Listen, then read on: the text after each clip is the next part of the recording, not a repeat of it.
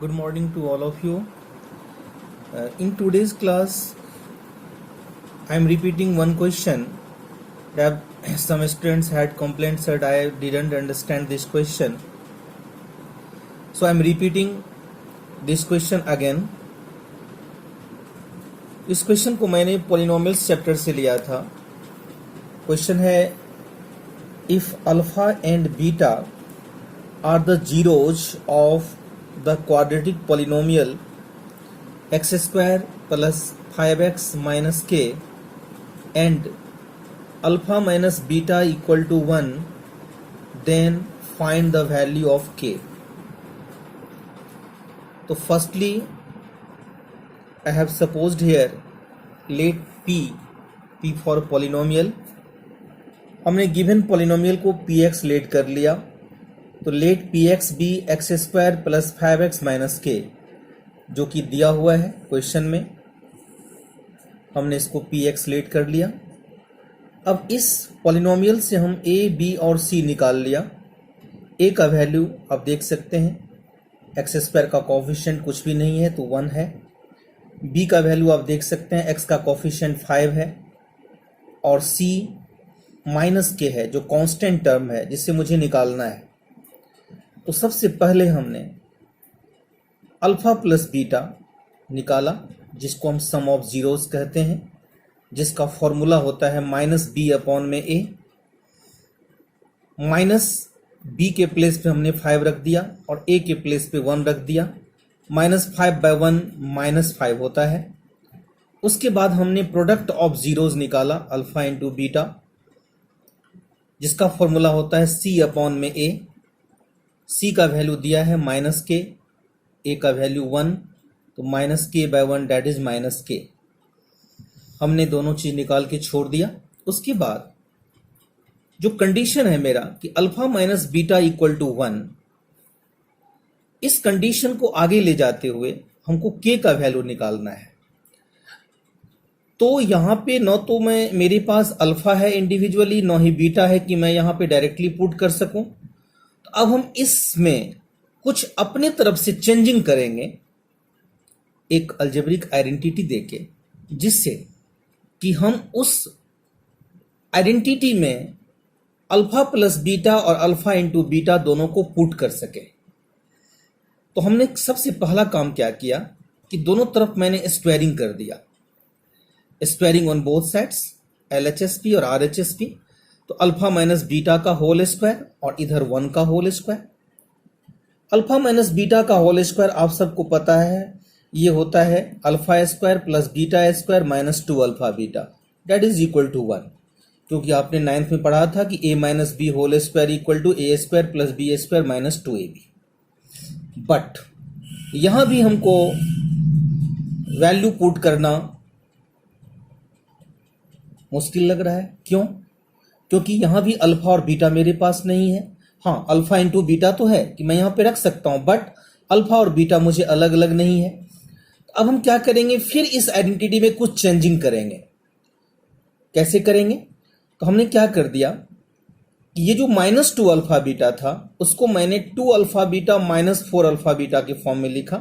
क्योंकि आपको पता है 2 अल्फा बीटा में से 4 अल्फा बीटा माइनस करने पे -2 अल्फा बीटा होगा. बाकी अल्फा स्क्वायर और बीटा स्क्वायर तो सेम ही है.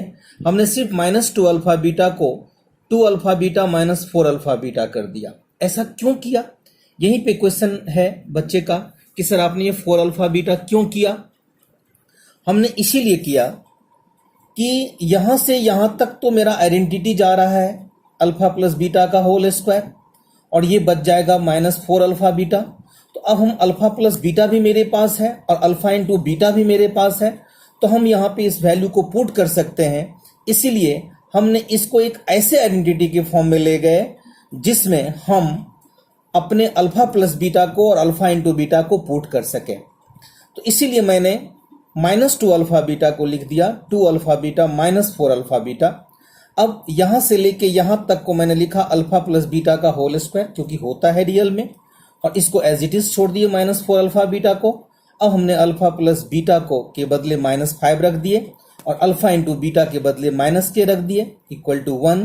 -5 का स्क्वायर 25 -4 को -k से मल्टीप्लाई किए 4k इक्वल टू 1, 25 को उधर ले गए 1 के साथ, तो 1 माइनस 25, 1 में से 25 को माइनस किए -24, तो k का value -24/4 that is -6। thus the value of k is -6। तो यही रीजन था कि मैंने जो यहाँ पे 4 अल्फा बीटा किया, उसका रीजन ये था कि हम एक आइडेंटिटी दे सकें जिस आइडेंटिटी में हम अल्फा प्लस बीटा को और अल्फा इंटू बीटा को पुट कर सकें। Okay, now students, I have taken next question from real numbers chapter, and this is very important question, so try to understand this question. Question is prove that n square minus n, इस पे focus करना है, n square minus n is divisible by 2, that 2 is even number, for any positive integer n. That means we have to prove that this n square minus n is divisible by 2. But what is here n? This is a matter of suspense. So see how we have to do this question. Students, you know that any positive integer is of the form 2m, 2m plus 1, 2m plus 2, 2m plus 3 for some positive integer m. हम किसी भी positive integer को हम 2m, 2m plus 1, 2m plus 2 इस form में लिख सकते हैं। जैसे हम m का वैल्यू यदि 0 लें तो 2 इंटू 0, लेकिन यहाँ 0 नहीं ले सकते हैं क्योंकि 0 इज नॉट पॉजिटिव। हम m 1 से स्टार्ट करेंगे तो 2m, 2 into 1 that is 2, 2m plus 1, m के बदले यहाँ 1 रखेंगे तो 2 प्लस 1 3, वो भी पॉजिटिव इंटीजर है। तो हमने n को 2m, 2m प्लस 1 आगे भी हो सकता है, बट यहाँ पे हम सिर्फ दो फॉर्म में n को रख रहे हैं। तो इसीलिए हम सबसे पहला केस लिया हूं कि when n equal to 2m, जब हम n को 2m रखें। अब आपका एक क्वेश्चन हो सकता है कि सर आपने 2m ही क्यों लिया, आपने 3m क्यों नहीं लिया? तो आप देख सकते हैं आपका जो डिवाइजर है वो 2 है। तो आपने यूक्लिड्स डिवीजन लेमा में क्या पढ़े हैं, a equal to B Q plus R, और b इज डिवाइजर। तो इसलिए डिवाइजर के फॉर्म में मुझे n का वैल्यू लेना होगा, डिवाइजर के मल्टीपल के फॉर्म में मुझे लेना होगा n का वैल्यू, इसीलिए हमने यहाँ पे 2m। यदि यहाँ पे ये 3 होता तो हम यहाँ पे 3m प्लस 1 लेते। तो हमने n को 2m लेट किए। तो अब हम इसमें पुट करेंगे n स्क्वायर माइनस n, क्योंकि n स्क्वायर माइनस n को मुझे डिवाइड दिखाना है 2 से। तो अब हम n के प्लेस पे 2m रखेंगे, जहां जहां n है वहां पे 2m रखेंगे। तो 2m का whole square minus 2m, 2m का whole square that is 4m square minus 2m। अब यहां पे आप इन दोनों में 2m को कॉमन ले लीजिए, तो ये हो जाएगा 2m माइनस 1। अब हम इस पूरे कॉफिशिएंट को p लेट कर लेता हूं, m इंटू 2m प्लस 1 को, तो ये 2p हो गया। तो हमने यहाँ पे p के बदले क्या लिया हूं कि p equal to m into 2m minus 1। तो अब हम यहाँ पे कह सकते हैं कि ये n square minus n 2p के इक्वल है। इट मीन्स कि n square minus n is divisible by 2 because 2 and p both are coefficient to each other. तो यदि कोई भी नंबर 2 के मल्टीपल के फॉर्म में होता है तो वह 2 से डिविजिबल होता है। जैसे 2 1 जा 2, 2 2 जा 4, तो 4 2 का मल्टीपल्स है, 6 2 का मल्टीपल्स है, तो हम कह सकते हैं कि ये 2 से डिविजिबल है। तो हम यहां लिख सकते हैं कि that is n square minus n is divisible by 2, divisible by 2। अब हम सेकेंड केस लेंगे कि if n equal to 2m plus 1, दो ही केस लेके इसको हम सोल्व कर रहे हैं। तो सेकेंड केस है मेरा 2m प्लस 1। तो अब हम इसमें पुट कर दें n स्क्वायर माइनस n में n का वैल्यू 2m प्लस 1 पुट कर देंगे। तो 2m प्लस 1 का whole square minus 2m plus 1, जहां पे n था वहां पे 2m प्लस 1 लगाया। तो अब इसको हम a plus B whole square के फॉर्म में ले जाएंगे। तो ये हो जाएगा a square plus B square plus 2ab minus, इन दोनों का साइन चेंज हो जाएगा, -1 से +1 कैंसिल हो जाएगा, ये हो जाएगा 4m² और 4m में से 2m को माइनस करेंगे तो ये हो जाएगा -2m n equal to 2m+1, तो 2m+1 का होल स्क्वायर माइनस 2m+1, ये हो जाएगा a² + b² + 2ab, और ये दोनों का साइन चेंज हो जाएगा, -1 और +1 कैंसिल हो जाएगा, 4m² और 4m में से 2m को माइनस करेंगे तो ये हो जाएगा 2m। अब हम इन दोनों में 2m को कॉमन ले लेंगे तो यहाँ पे बचेगा 2m+1, जिसको हम यहाँ पे 2q लिख सकते हैं, और q इक्वल टू, अब इस पूरे m इंटू 2m+1 को हमने q ले लिया, पर q equal to m into 2m+1, तो आप फिर क्या देख रहे हैं कि n² - n जो है वह 2 के मल्टीप्लाइड फॉर्म में है, 2 के कोफिशिएंट के फॉर्म में है, तो हम लिख सकते हैं कि n² - n is divisible by 2, hence n² - n is divisible by 2 for any positive integer n. Proved. Now students, next question is from polynomials. Find all zeros of fx equal to 2x to the power 4 minus 2x cube minus 7x square plus 3x plus 6 if its two zeros are given, minus √3/2 and √3/2. These are two zeros, जिसको मैं alpha और beta late कर लेता हूँ, तो let alpha be minus √3/2 and beta be under √3/2। तो सबसे पहले हम इन दोनों जीरो से एक क्वाड्रेटिक पॉलिनोमियल फॉर्म करेंगे।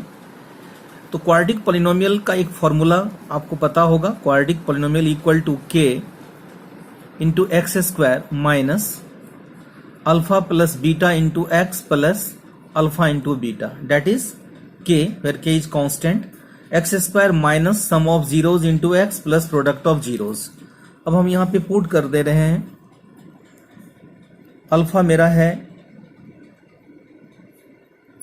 माइनस √3/2 और बीटा है √3/2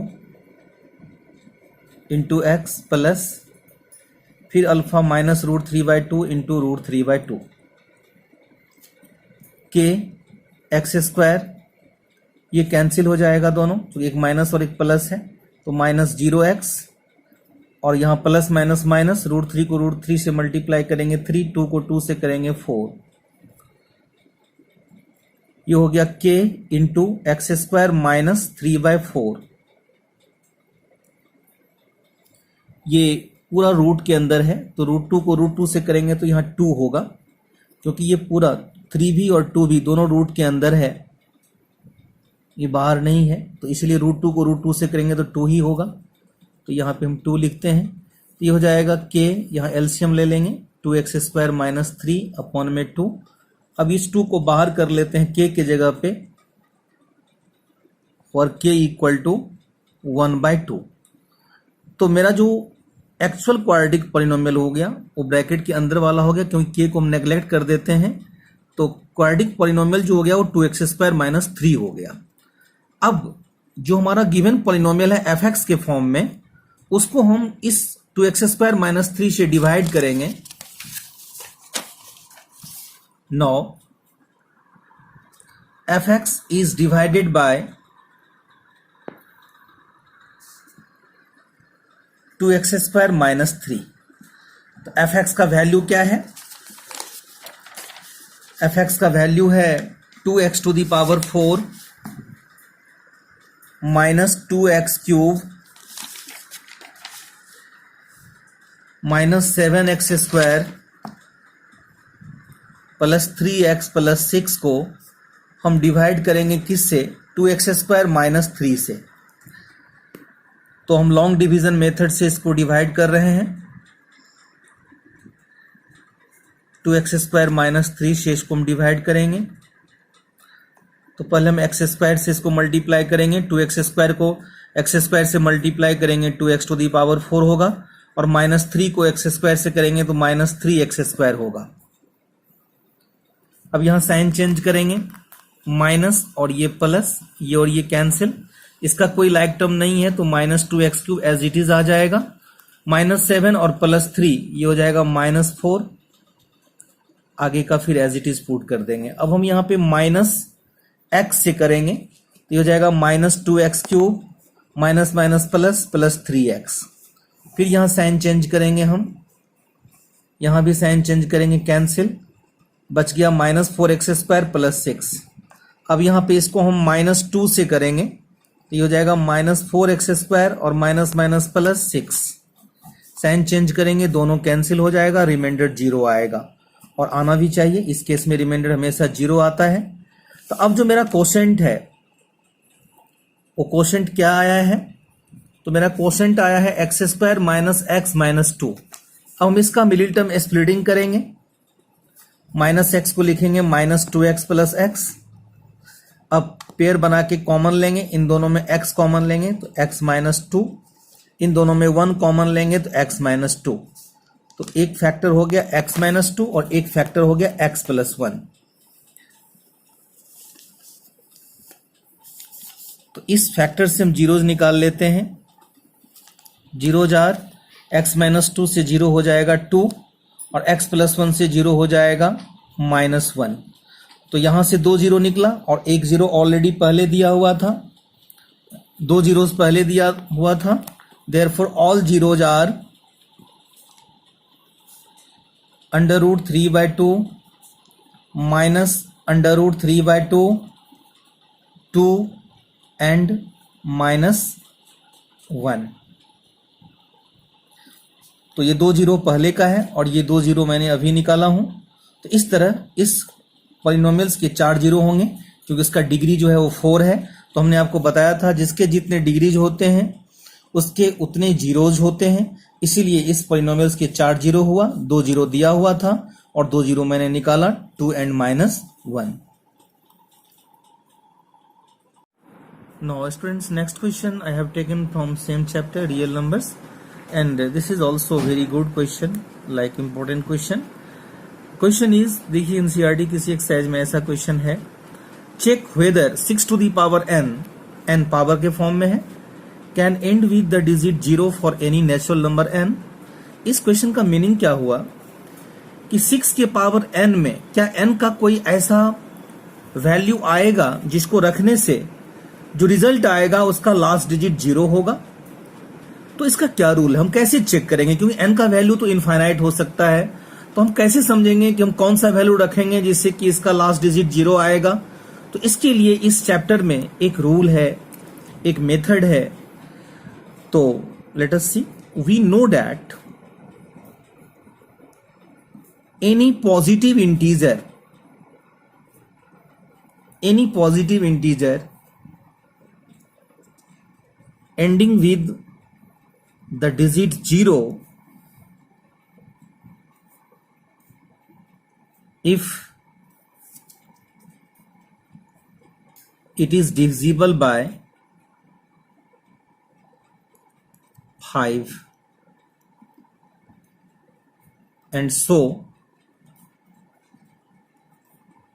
the prime factorization of that number must contain the prime 5. That is, we know that any positive integer, दुनिया का कोई भी positive integer ending with the digit 0 से तभी लास्ट हो सकता है यदि वह नंबर 5 से डिविजिबल हो। ऑब्वियसली आपको पता है कि जिस number there are 2 primes in the factorization of 6⁴n, एक 2 है और एक 3 है, सिर्फ 2 ही प्राइम फैक्टर है। यहां पे 5 नहीं है, 5 doesn't occur in the prime factorization of 6 to the power n. Hence किसी भी नंबर के लास्ट में 0 आने के लिए उस नंबर के प्राइम फैक्टर में 5 जरूर आना चाहिए, जो कि यहां नहीं आया है। सिर्फ 2 और 3 आया है, इसीलिए हम n का कोई भी वैल्यू यहां रखें, कोई भी वैल्यू 1 to infinity कोई भी वैल्यू रखें, तो इससे जो नंबर आएगा वो कभी भी उसका लास्ट डिजिट 0 नहीं हो सकता है। Hence 6 to the power n can never end with the digit 0 for any natural number, any natural number। तो आपने क्या देखा कि 6 to the power n में हम जो प्राइम फैक्टर निकाले वो 2 into 3 के फॉर्म में, वहां 5 नहीं है। तो यदि किसी भी नंबर के प्राइम फैक्टर में 5 नहीं होगा तो फिर n का कोई भी वैल्यू रखने से उसका जो लास्ट डिजिट होगा, उसके वैल्यू का जो लास्ट डिजिट होगा वो कभी 0 नहीं होगा। इसीलिए इस क्वेश्चन में भी n का कोई भी वैल्यू यहां पॉसिबल नहीं है जिससे कि इसके वैल्यू के लास्ट डिजिट को 0 बना सके। तो this was very important question. So today I want to finish my class. Now your homework is do more and more practice from R D Sharma. But students, in next class I will start new chapter now, and what the chapter will be I will decide. So in the next class I have to start new chapter. Goodbye to everyone.